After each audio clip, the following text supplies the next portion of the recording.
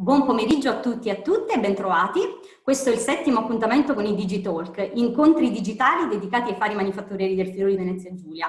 Sono imprese che si sono distinte per aver introdotto la digitalizzazione nei loro processi produttivi. I Digitalk, forse ormai lo sapete, sono incontri organizzati dai P4FVG, che è il Digital Innovation Hub del Friuli Venezia Giulia, un hub che unisce 26 partner regionali, aziende private, poli tecnologici, realtà pubbliche, tutti attivi nell'ambito dell'innovazione con l'obiettivo di supportare la trasformazione digitale delle imprese del territorio. Oggi entriamo subito nel vivo dicendo che l'appuntamento della giornata è dedicato a Wärtsilä Italia, in particolare parleremo dello stabilimento di Trieste. L'azienda è parte integrante della società finlandese Wärtsilä Corporation, leader nella fornitura di soluzioni per la generazione di energia pensate per l'intero ciclo di vita degli impianti del settore marino e terrestre. Nel corso del webinar di oggi scopriremo ovviamente la digitalizzazione dei processi manifatturieri dello stabilimento di Trieste e in particolare parleremo di un'applicazione che si chiama MES, Manufacturing Execution System, sviluppata proprio da Wärtsilä per gestire e migliorare il ciclo produttivo dello stabilimento. Io mi presento, sono Francesca Iannelli, mi occupo di comunicazione ufficio stampa per Area Science Park, ente nazionale di ricerca e innovazione, nonché partner di P4FVG. Assieme a me oggi ho tantissimi ospiti, a cui chiedo per favore di aprire il microfono, comincio salutando e ringraziando della sua presenza Franco Scolari, esperto di processi di innovazione di P4FVG e direttore del Polo Tecnologico di Pordenone. Buon pomeriggio Franco. Grazie Francesca, non potevo mancare evidentemente, Trieste non dista così tanto da Pordenone, il digitale ci mette in comune e Wärtsilä è un faro che illumina veramente tanto territorio. Un faro che scopriremo assieme anche grazie alla presenza di Claudio Taboga. Buon pomeriggio Claudio.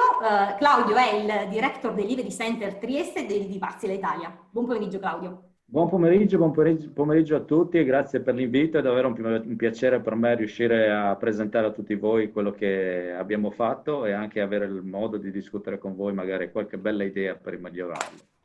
Scopriremo tantissimo assieme a te ed anche assieme ad Elia Merzliak, che è un manager del Delivery Center Trieste e dell'unità Business Control di Wärtsilä Trieste. Buon pomeriggio Elia. Buon pomeriggio a tutti.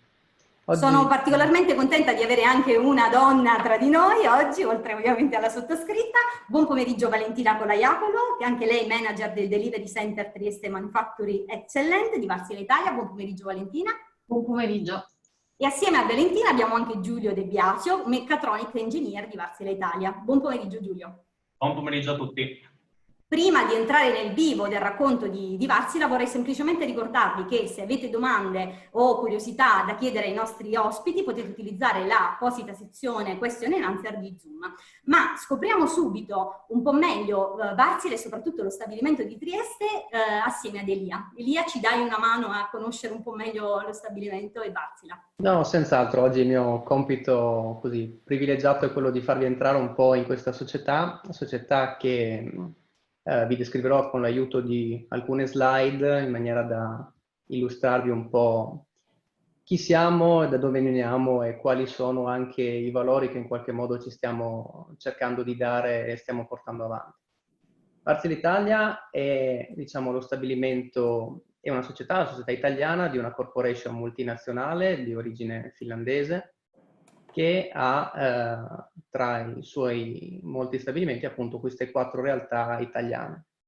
Queste 4 realtà italiane sono nate un po' prima di Wärtsilä in realtà, quindi siamo alla fine degli anni 60 in cui sostanzialmente c'è stato un grande riassetto di tutta la cantieristica nazionale ed è nata praticamente da una joint venture tra IRI e Fiat, questa meravigliosa realtà di dimensioni assolutamente notevoli per il territorio nazionale. È stata una realtà che poi ha sviluppato, ha continuato a camminare un po' con le sue gambe, è diventata una divisione di Fincantieri finché nel 97 appunto non è stata acquisita da questa società finlandese. Quindi in Italia, come vi dicevo, abbiamo 4 stabilimenti, Trieste che è sostanzialmente il centro produttivo, quello più grande, quello in cui appunto lavorano 1000 dipendenti e dove chiaramente si svolge la gran parte della produzione. Poi abbiamo 3 basi che sono Genova, Napoli e Taranto che di fatto servono ai nostri clienti in tutto quello che è il post vendita, quindi dalle manutenzioni alle assistenze a qualunque forma di necessità che loro si trovano a proporci. Diciamo che il fatturato in un anno, giusto per darvi qualche dimensioni, di Varzia Italia siamo al di sopra dei 300 milioni di euro all'anno. Quindi è una realtà assolutamente notevole da questo punto di vista, anche perché poi, essendo parte di una multinazionale, il giro d'affari è significativamente più interessante. Se facciamo una piccola zoomata e quindi entriamo sempre più vicino, arriviamo a Trieste, arriviamo in Friuli Venezia Giulia, a Trieste troviamo sicuramente la produzione dove le capacità di sollevamento, quindi fino a 400 tonnellate, e le capacità di test, quindi fino a 25 megawatt, sono due cose assolutamente notevoli per il territorio nazionale e anche europeo. Abbiamo una parte del service e sicuramente abbiamo anche tutta una serie di funzioni e di uffici che, facendo parte dei team globali, comunque da Trieste riescono a distinguere, a dare il proprio contributo sia nella parte ingegneristica che nella parte appunto commerciale, nella parte di anche academy e quindi di formazione all'utilizzo da parte dei nostri clienti. Se entriamo un po' proprio nel core della fabbrica, quindi del delivery center, abbiamo diversi tipi di prodotti, come potete vedere, la parte motori, quindi per generazione di energia da un lato, quindi un primo segmento di mercato che ha come contraltare le utility oppure dei produttori indipendenti di energia o addirittura dei gruppi industriali, mentre dall'altra parte, sulla parte marittima e navale, abbiamo sicuramente la parte merchant, molto interessante, ma forse il nostro fiore all'occhiello è a parte tutta la parte cruise and ferry.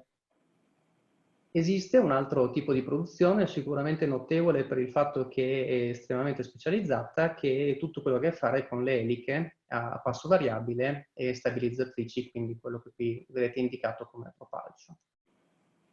Detto tutto questo, però, volevo fermarmi un attimo sulle persone, perché abbiamo visto che nel corso di questi appuntamenti i valori e il DNA, insomma, dell'azienda sono quelli che forse aiutano maggiormente la trasformazione. Quindi una cosa sicuramente notevole è la possibilità, sempre nell'ambito delle strategie di corporate, di avere una certa libertà locale di iniziativa e di passione, appunto, nel proporre anche qualcosa di nuovo qualche volta.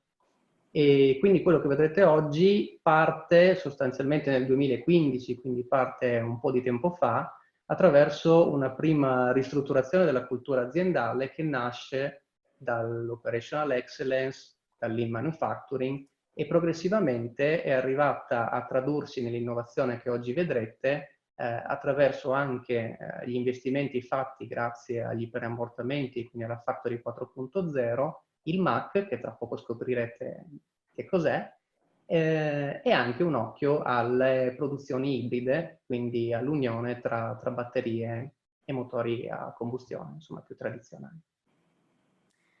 Piccolo spoiler da parte di Elia che ci ha raccontato, ci ha dato una piccola anticipazione sul Mac che dopo ci spiegherà meglio Valentina, ma adesso passerei la parola a Claudio perché ci farà vedere un piccolo video in cui effettivamente facciamo un piccolo tour di 3 minuti in cui scopriamo la produzione e quello che succede all'interno di Wärtsilä. Sì, è un piacere per me invitarvi in fabbrica, mi piacerebbe invitarvi fisicamente, tutti per un tour che di solito prende 45 minuti, ma oggi lo faremo in 3 minuti, quindi mi sentirete parlare molto veloce o comunque cercherò di rallentare un po' per vedere i punti salienti. La tipologia di produzione che abbiamo in Wärtsilä è quella definita come basso volume e alta complessità, low volume high complexity.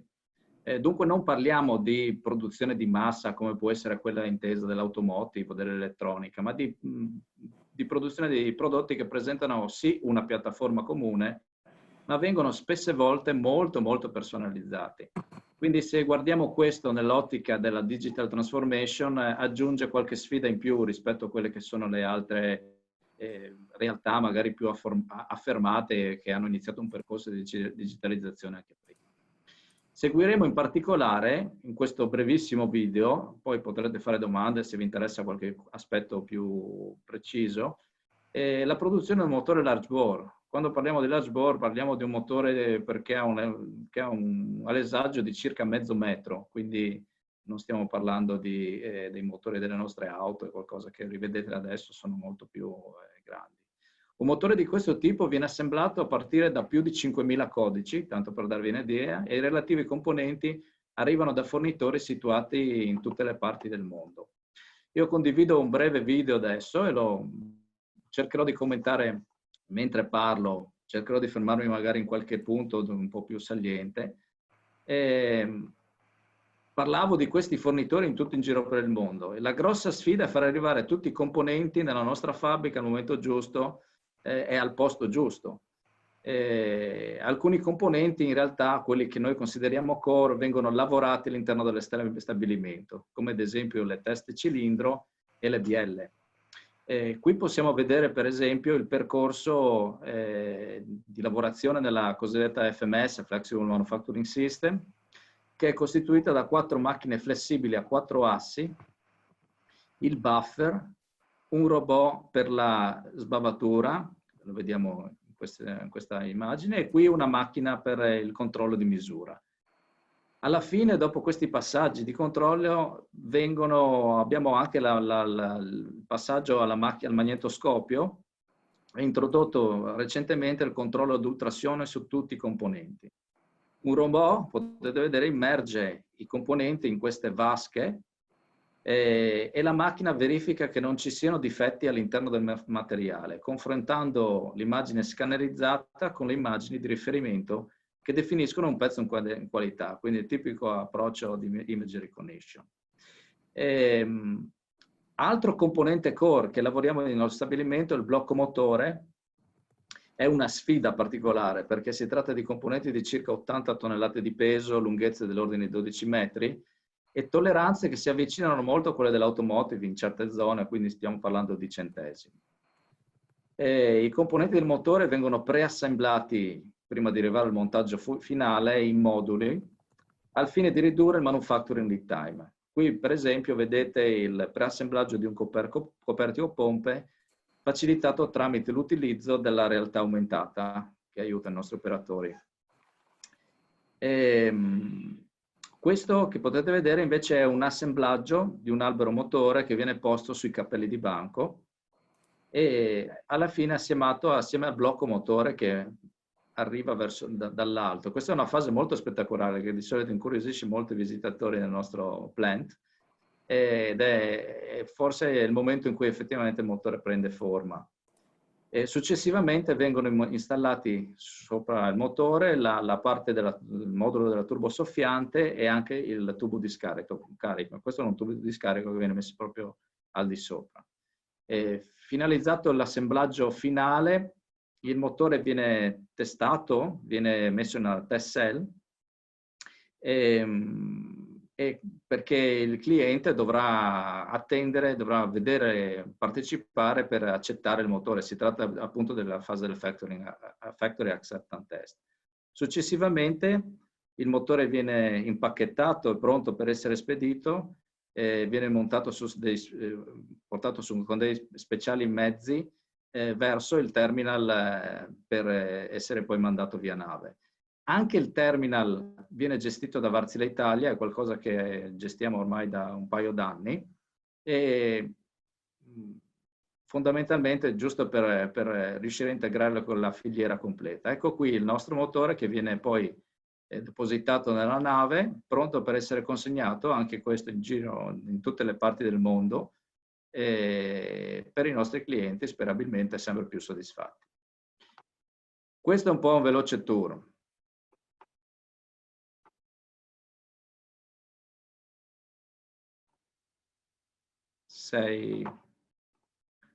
Francesca, sei muto. Scusate, Scusatevi, effettivamente stavo dicendo grazie Claudio, vi ricordo che per chi volesse avere che avesse curiosità o volesse volesse farti altre domande può utilizzare l'apposita sezione question and answer. Franco, tu adesso sei in Wärtsilä assieme a Claudio e agli altri colleghi che sono distribuiti nelle varie sale tranne Elia. Hai avuto modo di analizzare l'azienda, la parte tecnologica, con questo audit tecnologico, grazie all'iniziativa Fari Manifatturieri del Friuli Venezia Giulia, a cui ricordiamo hanno partecipato ben 89 realtà. Qual è la cosa che ti ha colpito di più? Che impressione hai avuto? Intanto mi piace correggerti, perché dal film sei rimasta senza parole, muovevi le labbra e non sentivamo. E questo perché ti correggo? Perché 2 volte hai detto un piccolo intervento, qui di piccolo non c'è niente. Nemmeno i motori. È tutto enorme, si chiama grandi motori, ma a chi vede questo video, siccome l'ha detto Claudio, lo dico, provate a venire a vedere, perché stavamo discutendo se col Covid potevo venire qui, stare vicino, ma per me, che sono un ingegnere, eccetera, eccetera, venire a vedere questa fabbrica è sempre una droga, è sempre una meraviglia, enorme, con le tolleranze al centesimo, con la competitività internazionale, perché il povero Claudio ogni mattina c'ha un finlandese con tutti i numeri sotto il suo computer che non gli lasciano sgarrare nulla. Qui la professionalità, dal primo operaio all'ultima macchina installata, sono un obbligo di targa. Tutto deve funzionare perfettamente. Non ci possono essere riprese di qualità, costerebbero delle fortune. Non ci possono essere errori, non ci possono essere acciai non omologati. Tutto deve funzionare in uno stabilimento faro del nostro territorio, ok? Con la precisione di un tedesco, con i quattrini di un finlandese, di uno svedese, e con la capacità e l'orgoglio di personale, e questa è la risposta alla tua domanda, che adopera la tecnologia per essere potenziato. Questo è importante, perché la tecnologia potenzia la prestazione dell'uomo. Il digitale aiuta a vedere delle cose che a occhio nudo non vedi. Ma qui nessuno è schiavo della tecnologia. È un binomio, è un supporto.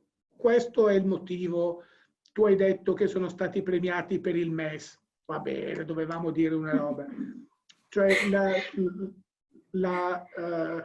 lasciami dire, interiorizzazione della tecnologia, interiorizzazione del digitale è l'elemento diffuso e straordinario di questa realtà. Questo è quello che io ho percepito. E infatti... Grazie Franco comunque, perché sono parole che sicuramente ci rendono orgogliosi, considerando insomma quello che abbiamo cercato di fare. Ma devo dire che in realtà si tratta di una cosa molto semplice. Più di cercare di imporre la digitalizzazione alle persone, abbiamo cercato di umanizzare la digitalizzazione, cioè renderla più disponibile alle persone che effettivamente la conoscono già, perché nel tempo libero loro conoscono Facebook, conoscono tutti Twitter, conoscono tante piattaforme che fondamentalmente non si sa perché non ritroviamo in genere in fabbrica. In fabbrica ritroviamo sempre delle applicazioni molto complesse. Quindi noi abbiamo semplicemente intanto pagato pegno, perché abbiamo detto, invece di sviluppare fuori tutto quello che è l'accelerazione digitale, perché la fondamenta per noi sono l'operational excellence. Senza quello l'accelerazione digitale non fa altro che accelerare degli errori. Quindi prima ci deve essere una solida fondamenta di operational excellence. E poi appunto usare delle cose molto semplici, ma che accelerano in maniera molto, molto forte quelle che sono i fondamenti. E questo fatto con le nostre persone. Dicevo, abbiamo pagato il pegno un po' di rallentamento, perché dovevamo coinvolgere tutte le persone, ma veramente a partire a tutti i livelli. E questa è stata forse la nostra grossa soddisfazione, più che aver fatto il MES, aver fatto qualche cosa che... Ma infatti, Claudio, scusami se ti interrompo, ma vorrei dare spazio anche agli altri, e la motivazione per la quale avete vinto il premio Fari Manifatturieri, che vorrei leggere assieme a voi, è proprio per aver digitalizzato tutti i processi e per gli eccellenti miglioramenti ottenuti nella produttività, nei tempi e nella qualità dei prodotti. Quindi, Franco, niente di piccolo, molto ampio in realtà. Passerei la parola a Valentina, alla quale chiederei innanzitutto di raccontarci qual è l'approccio che è stato utilizzato per intraprendere questo lungo percorso di digitalizzazione, ma prima vorrei sapere, Valentina, dove sei? Che cos'è questo Mac che ci ha spoilerato Elia? Allora, non so se vedete la mia presentazione. La vediamo. Ok, perfetto. Allora, in pratica noi siamo collegati adesso dal MAC. Il MAC è il Manufacturing Acceleration Center. Questo è praticamente un centro di sperimentazione e implementazione delle tecnologie per la produzione. Fa parte, come vedete dalla mia slide, di una rete di centri di eccellenza di Wärtsilä che insieme formano lo Smart Technology Hub. I MAC sono conseguenza del fatto che siamo partiti dal fare innovazione sul campo, in produzione, e ci siamo appassionati. Da qui Wärtsilä ha deciso di aprire, di creare questi centri. Il MAC in realtà non è solo un centro di sperimentazione, ma anche, forse soprattutto, un luogo di aggregazione, anche se adesso questa parola non si può utilizzare, ma in tempi normali qui tendiamo a stare insieme, ad aggregarci da operai a director, anche e soprattutto aziende esterne, per diffondere conoscenza, scambiarsi idee e soprattutto generare nuove idee. Il nostro approccio, per rispondere alla tua domanda, è molto semplice, cioè quello di trovare soluzioni piccole, semplici, metterle subito in pratica. Se queste riescono, oltre a motivarci, riusciamo a continuare, proviamo a continuare ad innestare nuove iniziative di miglioramento su questa iniziale, e spesso ci troviamo che da una piccola idea riusciamo a creare dei progetti più grandi e strutturati. C'è un particolare applicativo che vogliamo raccontare oggi, l'abbiamo annunciato prima nella presentazione, si chiama MES ed è il Manufacturing Execution System, che è un sistema sviluppato interamente da voi. Ci racconti di cosa si tratta e da quale esigenza è nato? Allora, io non so se tutti quelli che ci ascoltano sanno innanzitutto che cos'è il MES. Il MES è semplicemente un software, un sistema in realtà che ha la principale funzione di gestire e controllare la produzione di un'azienda, gestire ordini di produzione, monitorare l'avanzamento produttivo e così via. Il MES, come potete vedere dalla mia slide, rappresenta il cuore di una smart factory. Spesso questo software viene venduto da aziende specializzate che si fanno a giusta ragione e ben pagare. A noi una soluzione preconfezionata ci andava stretta perché avevamo e abbiamo ancora tanto bisogno di apportare continue migliorie ai processi e ai metodi, quindi abbiamo deciso di farcelo in casa. In pratica come funziona? Ci sono, come vedete dalla parte bassa della mia slide, dei sistemi sul campo che raccolgono dati. Questi possono essere sistemi IoT, chiavi dinamometriche digitali, delle interfacce digitali attraverso le quali i nostri operatori inseriscono dati manuali di produzione. O appunto sistemi IoT che vanno a monitorare l'avanzamento produttivo in maniera diretta. I dati confluiscono quindi in questo sistema, il nostro core che è il Dot Connector, che sono memorizzati in alcuni database. Il Dot Connector poi comunica con altri sistemi, quelli un po' più classici di gestione aziendale, quali per esempio ERP oppure sistemi di gestione della qualità, tra l'altro anche quello ce lo siamo fatti in casa. Inoltre quello che abbiamo fatto è creare una replica di alcuni dei dati di questi sistemi in sistemi cloud, così da poter condividere questi dati con aziende esterne e anche riceverne. On top quello che facciamo è utilizzare questi dati per fare analisi dei dati. Quello che volevo approfondire con voi, perché era molto interessante secondo me come un esempio dei sistemi che raccolgono dati dal campo, è Landon. Noi ne abbiamo tanti, come vi ho fatto vedere prima, però questo è molto particolare perché l'abbiamo completamente fatto in casa, dalla scrittura del software alla costruzione fisica del dispositivo, giocando con un sistema Arduino. È partito veramente come gioco. Chi conosce Landon dalla filosofia Kaizen sa che Landon viene utilizzato per segnalare anomalie nel processo produttivo, anomalie che possono provocare rallentamenti o fermi produttivi. Noi lo chiamiamo Landon 2.0 perché in realtà a questa funzione di base ne abbiamo aggiunte tante altre. Per esempio, appunto, è possibile segnalare problemi di qualità oppure richiedere interventi da parte di funzioni di supporto quali la manutenzione o l'intervento, l'aiuto di carrelli per la movimentazione di materiali presso i reparti. Inoltre possiamo anche con questo sistema segnalare casi di WCAG, cioè quelli che sono relativi alla sicurezza. È un sistema di cui adesso non possiamo farne a meno, onestamente, e che in realtà si arricchirà nei prossimi mesi di altre funzionalità. Giusto per farvi capire perché Landon ci è tanto piaciuto, qui ci sono un paio di numeri. L'utilizzo del Landon ci ha permesso di ridurre del 50% il numero di carrelli all'interno della fabbrica e contemporaneamente aumentare, raddoppiare l'utilizzo medio di carrelli che poi abbiamo ancora. Abbiamo ridotto il numero, i fermi macchina, per esempio in questo caso è riportato quello dell'FMS, del 60%, e abbiamo ridotto il tempo medio di risoluzione delle problematiche in produzione del 84%. Come vedete c'è scritto qui i prossimi step, che qualcosa abbiamo già implementato in realtà in alcune aree, sarà quello di introdurre anche la gestione delle gru, la gestione ottimizzata delle gru e gestire al meglio le attrezzature. Tornando al Dot Connector è importante capire da dove siamo partiti. 3 o 4 anni fa, se qualcuno di voi è venuto qui in fabbrica, trovava questi tabelloni che erano semplicemente delle stampe da file Excel di quello che era il nostro approccio al lavoro. Tracciavamo manualmente l'avanzamento produttivo e segnalavamo le problematiche, le scrivevamo a mano. Avevamo bisogno della carta perché allora era il modo più veloce di adattare lo strumento alle modifiche che portavamo al processo, e questo ci è servito per disegnare, progettare il MES man mano che lo utilizzavamo.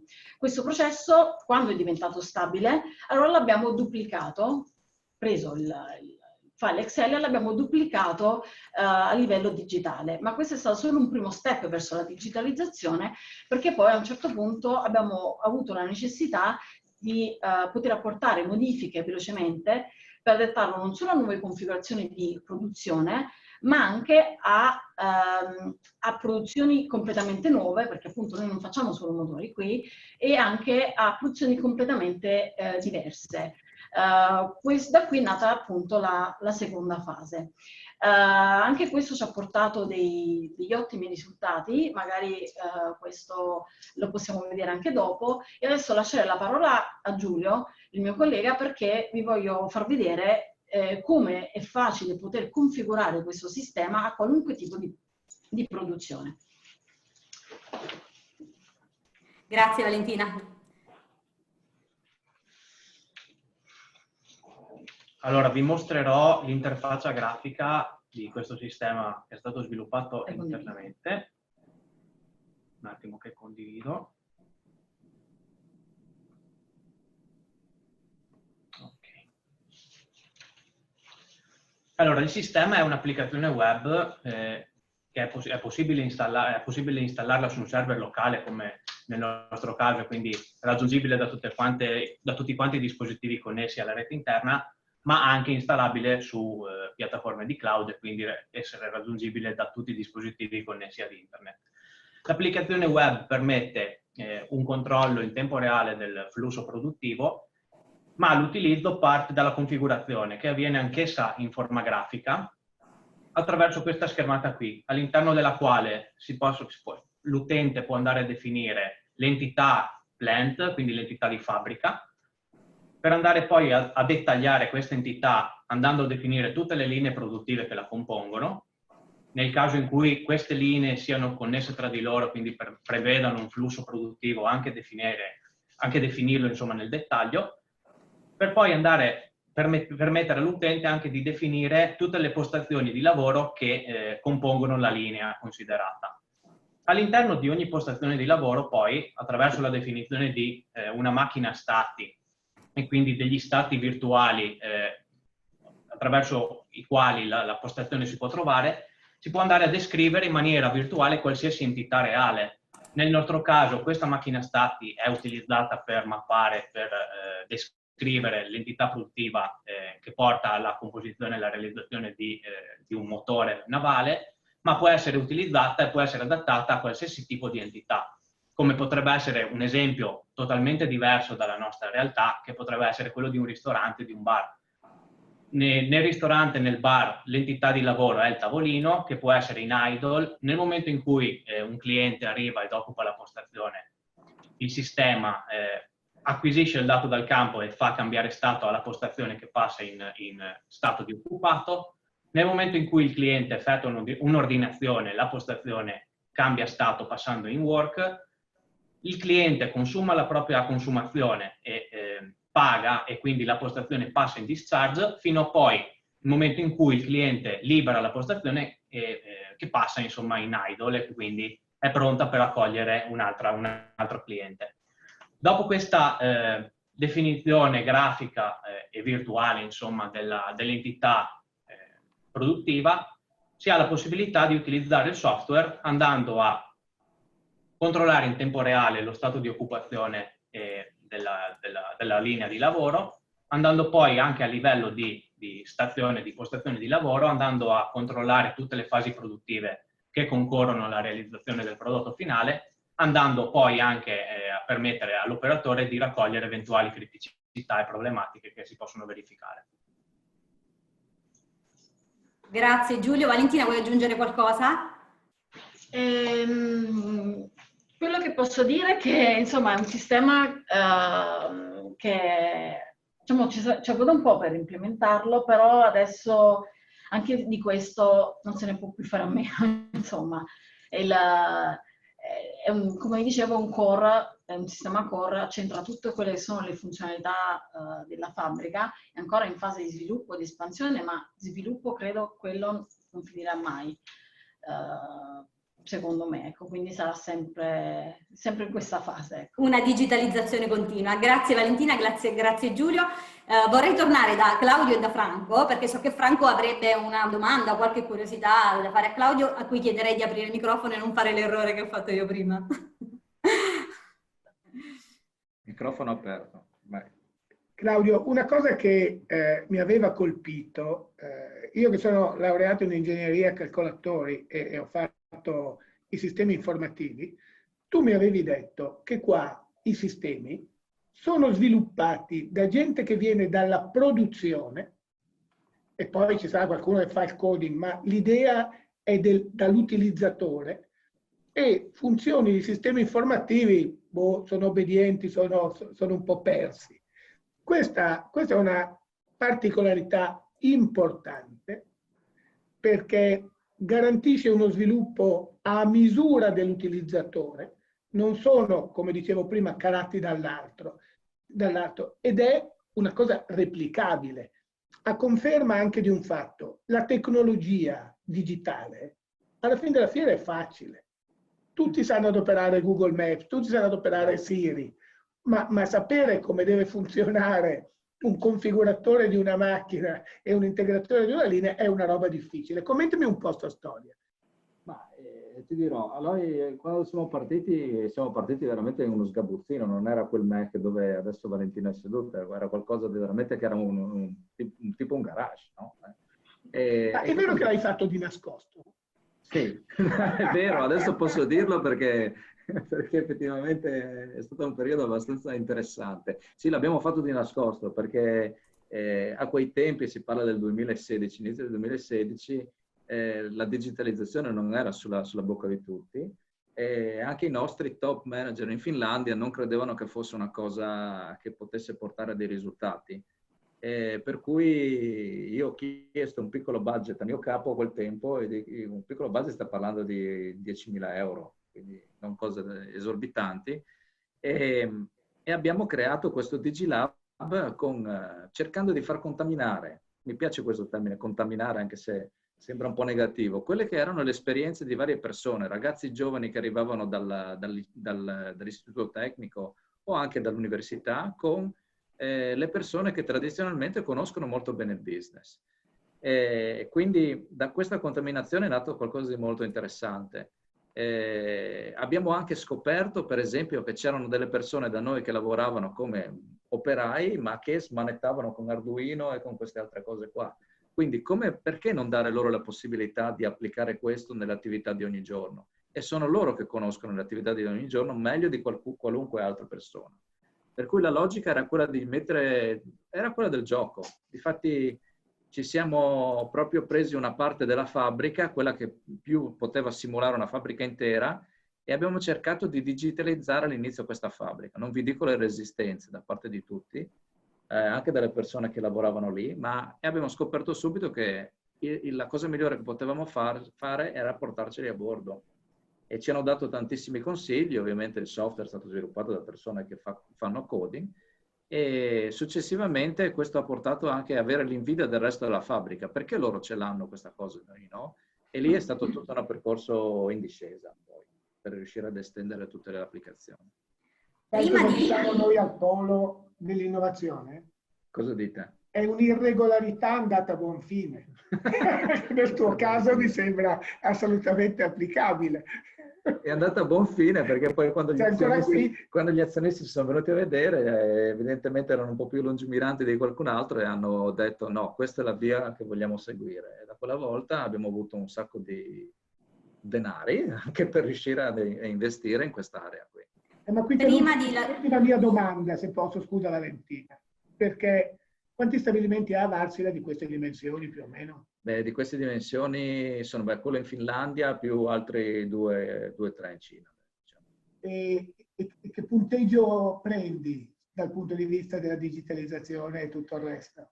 No, dal punto di vista di digitalizzazione della fabbrica siamo partiti un po' come la Cenerentola nel 2016 e siamo arrivati adesso, come dice qualcuno, siamo arrivati siamo arrivati al primo posto all'interno del gruppo, per cui il MAC è proprio un punto di riferimento per tutto il gruppo, per quelli che sono gli studi relativi all'ottimizzazione della produzione, anche del digital approach, digital mindset cosiddetto, a tutti i livelli.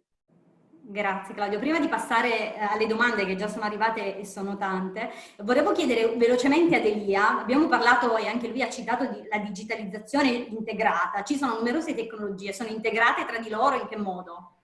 Diciamo che sono integrate nel senso che non vogliamo fare il sistemone, no? E quindi tutto però vogliamo sempre prendere in considerazione il messaggio e l'ascolto, se volete, no? Una delle cose che potrebbe essere interessante anche per chi ci sta ascoltando è per esempio tutto il discorso dell'iperammortamento, no? E quindi della Factory 4.0 ha come nucleo centrale l'interconnessione al sistema di fabbrica. L'interconnessione si può fare sulla carta o per pagare sostanzialmente quello che è il requisito fiscale, oppure si può fare, come è successo anche recentemente, cogliendo quella come un'opportunità, no? Quindi il vantaggio di, tra virgolette, stare a sentire anche quello che questi sensori avevano da dire, e questo ha, come diceva anche Claudio, la possibilità di contaminare altre macchine simili, altre situazioni simili, e quindi è una specie di moltiplicatore, no? Questa è l'interconnessione. Quindi la cosa più interessante, quella che secondo me sta sviluppando in questo momento, è proprio la possibilità di moltiplicare le informazioni e anche i diversi tipi di sensori, se volete, no? Perché poi ognuno di noi come essere umano ha dei sensi più sviluppati di altri, quindi c'è chi è più visivo, c'è chi più, no? Ha altri tipi, ha altre necessità magari più matematiche, e quindi non è detto che ci sia una regola che va bene per tutti. Quindi l'integrazione permette di offrire un sacco di viste, se volete, del fenomeno produttivo, e quindi di contribuire alla crescita sicuramente. Grazie Elia. Passerei alle domande. Allora, la prima in realtà ci ringraziano per farci sapere, e vorrebbero sapere quando è possibile fare un tour reale e non solo virtuale, Claudio. E in realtà la seconda, che è collegata, ci suggerisce, ma questa è una cosa che mi permetto di dire era già prevista, di fare una visita reale in tutte le aziende Faro. Beh, questo ovviamente dobbiamo rispettare una certa pandemia che si è introdotta tra noi e quelle che sono le nostre intenzioni. Però insomma devo dire che siamo sempre molto contenti di ricevere persone, ma io anche lo faccio egoisticamente, perché quando vengo qua e dovete prepararvi faccio un sacco di domande anche alle persone che arrivano da altre realtà, ma anche cerco di avere consigli. Questo è veramente fantastico. Ne abbiamo avuto di consigli da persone che pensano, come piace dire qua, out of the box, oppure fresh eyes, quelle che effettivamente guardano le cose per la prima volta, e noi registriamo tutto. Quindi io ho sempre molto desiderio di avere persone per Factory Tour. Non vi posso rispondere su quando potrebbe essere una data.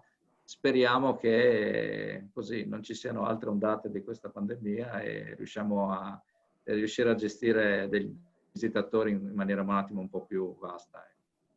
Comunque, e lo stesso credo vale per tutti gli altri 10 più voi 11 fari. Ci sono dei complimenti, mi complimento con voi, come feci alcuni anni fa durante un bellissimo Open Day verso di voi al quale partecipai. Oggi è stata una bella iniezione di spirito di miglioramento. A parte l'inizio dove avete citato innovazioni sul campo dal basso, vorrei chiedervi gentilmente lo sviluppo del software, delle infrastrutture produttive, ma in realtà poi dice che avete già risposto, perché effettivamente l'avete già detto, e se esiste un team dedicato. Ma io in questo caso vorrei ampliare la domanda, perché avevamo parlato un po' del team giovane che lavora nel MEC. Come li reclutate i giovani? In che modo in realtà riuscite a formarli? Che tipo di energia portano loro a voi? Claudio, Valentina, non so chi vuole rispondere.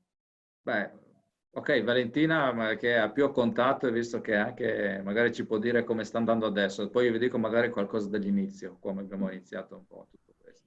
E anche quante persone lo compongono questo gruppo? Allora, in realtà è riduttivo dire che è solo il Manufacturing Excellence. Innanzitutto non è solo il Manufacturing Excellence locale, ma c'è anche quello globale, guidato da Giuseppe Sarò, che molti di voi conosceranno. E poi in realtà qui non ci sono limiti e confini. Tutte le funzioni produttive, in realtà anche col service, che è ancora un'altra divisione, ha partecipato ad iniziative di miglioramento, sviluppo, anche quelli più recenti. Per cui è difficile dare un numero, come diceva Claudio, in realtà prendiamo spunto da qualunque cosa e da tutti, quindi ci sono persone giovani, anche persone diciamo con più esperienza, e la combinazione persona giovane, persona di esperienza, in realtà quella abbiamo visto che è quella più esplosiva, perché c'è la volontà, la voglia di conoscere e le conoscenze magari di tecnologie digitali della persona giovane, ma l'esperienza, la conoscenza e la produzione di quello con più esperienza. Quindi è un gruppo abbastanza variegato. E poi c'è ovviamente l'interconnessione con le università, sicuramente, e con altre realtà come per esempio appunto quella di fare i manufatturieri o anche benchmarking che facciamo con altre aziende, anche con Danili per esempio siamo molto in collegamento con loro. Claudio, volevi aggiungere qualcosa?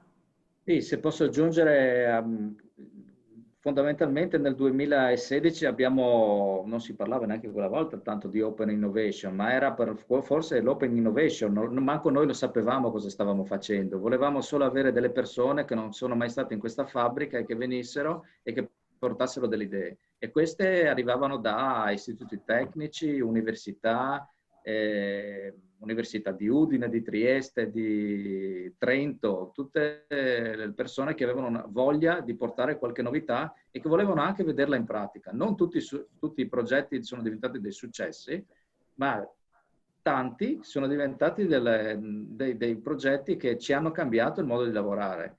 E questo lo vediamo ogni giorno. La logica della contaminazione continua ed è assolutamente quella che ci porta alla massima accelerazione adesso. Passo alla domanda successiva. È vero che costruire un software partendo da chi conosce i processi porta ad avere una soluzione utile, funzionale, facilmente recepibile dagli operatori, però avete pensato a possibili problemi di affidabilità del software? Se doveste suggerire ad altre imprese un percorso di sviluppo, suggerireste di pensare ad uno sviluppo interno invece che ad un acquisto di soluzioni a mercato? Ma posso rispondere io, poi se volete integrare Lia e Valentina. Questo è stato per noi un dubbio iniziale. Come vi dicevo, noi siamo in un settore abbastanza particolare, cioè quello del low volume, high complexity. C'erano delle soluzioni sul mercato, ovviamente, c'erano diversi MES, c'era Apriso, c'era, che viene usato tra l'altro nella nostra fabbrica cugina in Finlandia. Però abbiamo capito che questi sistemi già preconfezionati, che in genere sono stati sviluppati all'interno di Airbus oppure in settori automotive, non erano quello che facevano per noi. E in più volevamo che le nostre persone fossero a bordo e non trovassero qualche cosa calato dall'alto. Certo, dall'altra parte c'è chi è che cura questo software, chi è che lo mantiene. Se vi va via dall'azienda qualcuno che aveva sviluppato questo software, cosa fate?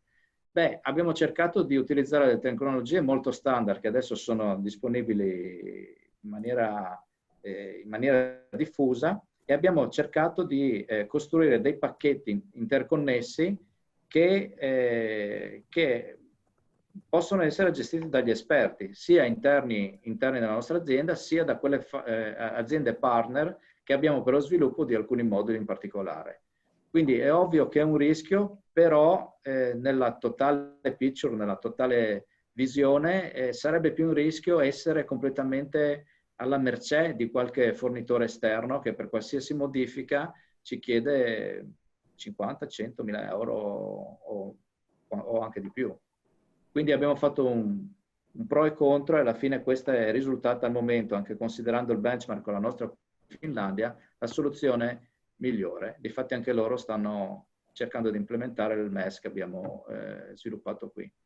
E se posso aggiungere ancora una cosa, ci sono ancora due aspetti. Uno l'ha già citato Valentina, che sicuramente è l'operational excellence, cioè prendere il processo e analizzarlo prima di digitalizzarlo sicuramente è uno step che ti mette al riparo da questo tipo di rischio. L'altra cosa che secondo me è veramente importantissima è la user experience. Cioè, quello che viene fatto, il sistema, può essere il più funzionale del mondo, ma se non è fatto per la persona che lo deve utilizzare, avremo sempre un basso tasso di utilizzo e una scarsa passione, insomma, diciamo da questo punto di vista. Quindi il fatto di coinvolgere direttamente chi lavora anche nella user experience è fondamentale per creare questa sorta di fidanzamento tra sistema e persona. Vado avanti, ci sono ancora delle domande, vi chiederei di rispondere velocemente. Sono passati gli anni e gli strumenti, ma non l'entusiasmo dei miei ex colleghi. Bravissimi, forza. Quando è stato assorbito dalla Finlandia delle vostre avanguardie tecnologiche e soprattutto organizzative? Claudio, credo che sia per te questa domanda. Scusa, puoi ripeterla un secondo? Quanto è stato assorbito dalla Finlandia delle nostre avanguardie tecnologiche e soprattutto organizzative? Avevo capito quando. Devo dire che,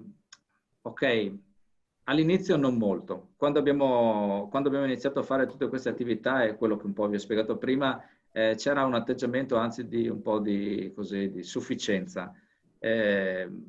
È abbastanza tipico l'approccio not made here, quindi non è stato fatto qui, quindi non è buono.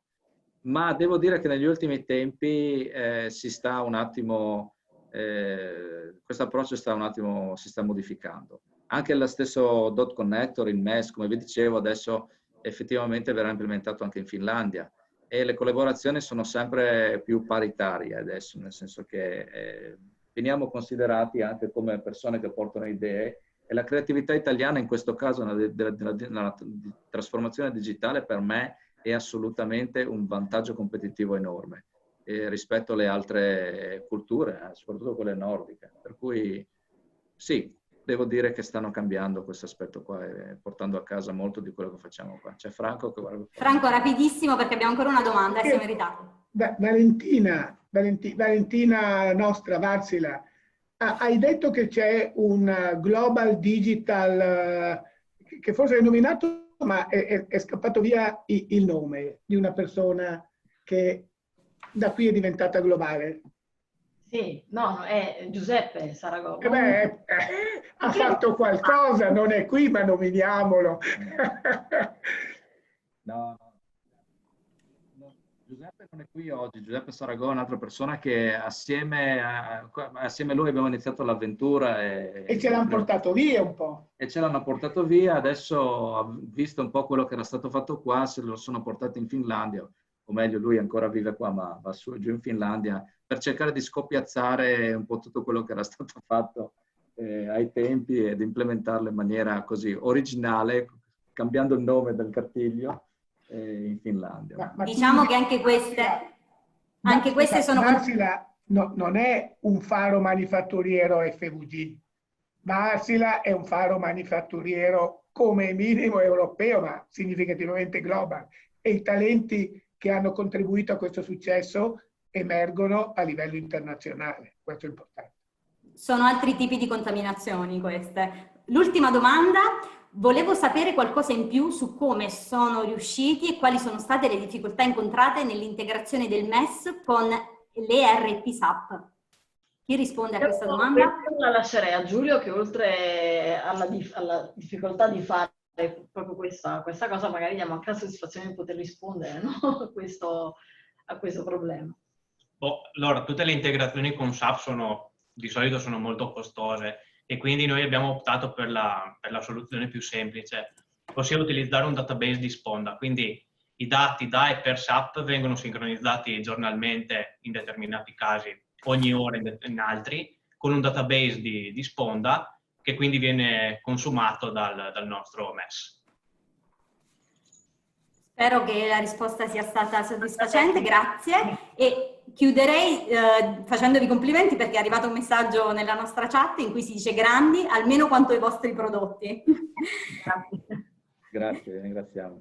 Allora, io ringrazio Franco Scolari, grazie per essere stato qui con noi, Claudio Taboga, Valentina Colaiacolo, Elia Merzliak, Giulio De Biasio, grazie per i vostri interventi, ringrazio il pubblico.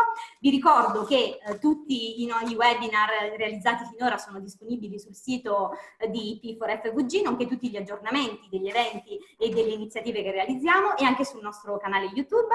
E il prossimo appuntamento è per il 25 giugno, sempre alle 17, ospite del prossimo Digitalk sarà l'azienda Fluentagli, con cui parleremo di qualità dei prodotti e in particolare di come l'utilizzo di tecnologie abilitanti abbia permesso di automatizzare il controllo qualità anche attraverso la visione artificiale. Grazie a tutti per aver partecipato e a presto!